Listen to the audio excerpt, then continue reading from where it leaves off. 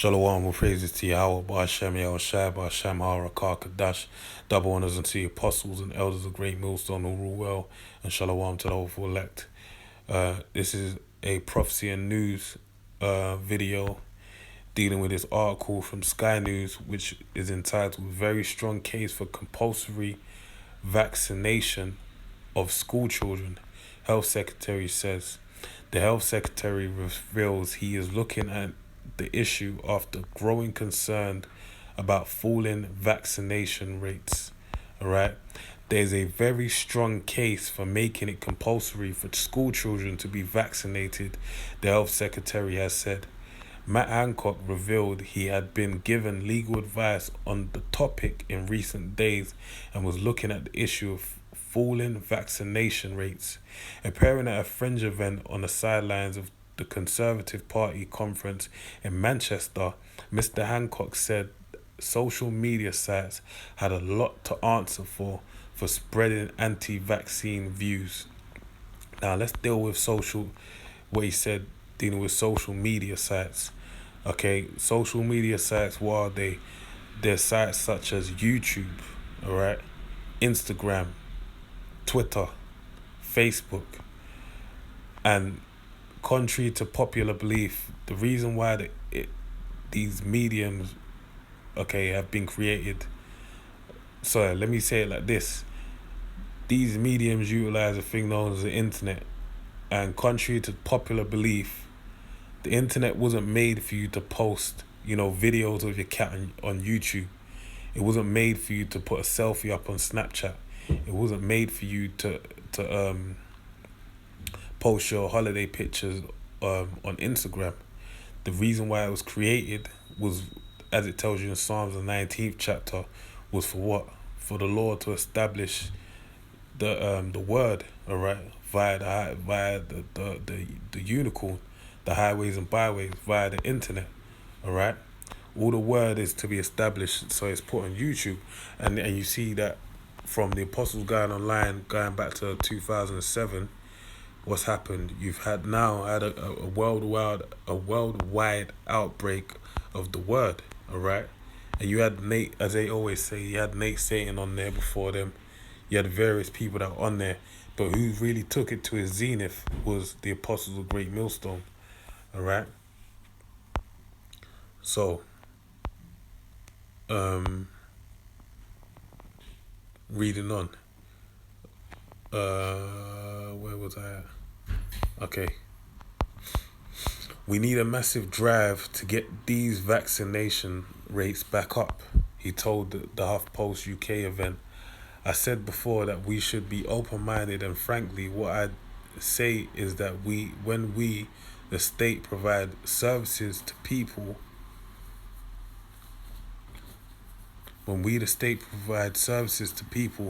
then it's a two-way street. You have got to take your responsibilities too. So he's saying, look, if we give you something, you got to take it. All right?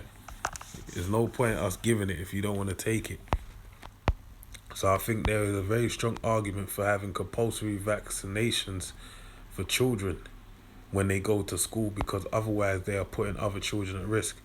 Now, the elder in the camp, Rakaya Kwam, he mentioned this point, and it sticks in my mind. Look, why have my children got to get vaccinated? If every other child is vaccinated, then there's gonna be no one's gonna have a problem with it, man. Right? And even if your child does get it, they're not prone to it anyway because they're protected. So why is it a big deal if one or two people don't have it? All right, that's the question. And you gotta meditate on that. What is it that they want? Why is it that they're so stern on making every child have it? If the majority have it, and then they don't want, they don't let the others just die, basically. Mr. Hancock, because it ain't like the government cares about your children. Mr. Hancock added that Britain losing its measles-free status should be a real wake-up call, alright? I have received advice inside government this week on how we might go about it, making vaccination compulsory. And I'm looking very seriously at that. He said. So this is basically the the lead up to total, basically legalize it, making it illegal for you not to have your child vaccinated. So the choice is no longer there for you. It's compulsory. That's what they were moving towards. Compulsory vaccination, right? I am very worried about falling rates of vaccinations, especially measles. For measles, the falling vaccination rates are a serious problem, and it's unbelievable. I think that Britain has lost its measles-free status, and it should be a real wake-up call. The worst thing is that if you don't vaccinate your child, and you can, then the person you are putting at risk is not only your own child, but it's also the child who can't be vaccinated for medical reasons. Maybe they got cancer, so their immune system is too weak, and they are losing what's called the herd immunity that you get from when over 95% of people are vaccinated. I'm gonna have to read that again because that was quite a mouthful. All right, so maybe they have got cancer, so their immune system is too weak, and they are losing what's called the herd immunity that you get from when over 95% of people are vaccinated. Now, if someone's immune system is that weak, I mean, they shouldn't be in the general population, man. All right, and this is what they're saying. They said, so the herd immunity is basically when you have 95% of people vaccinated. So because there's no more of this herd immunity, these people are now open to it. Now, I'm not the type of person to just hear something and just eat it, because that just...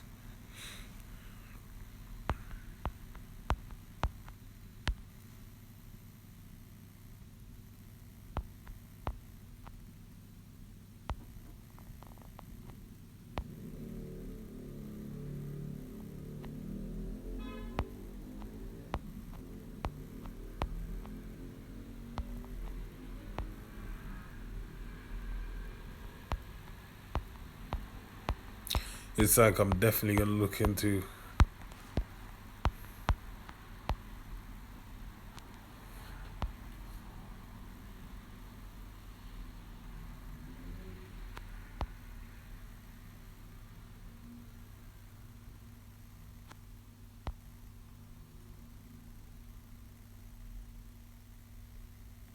Okay, here's the history.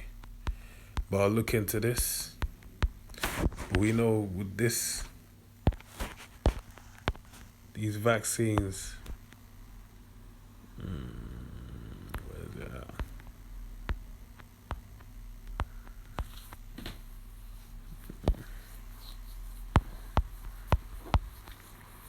Are deaf, man.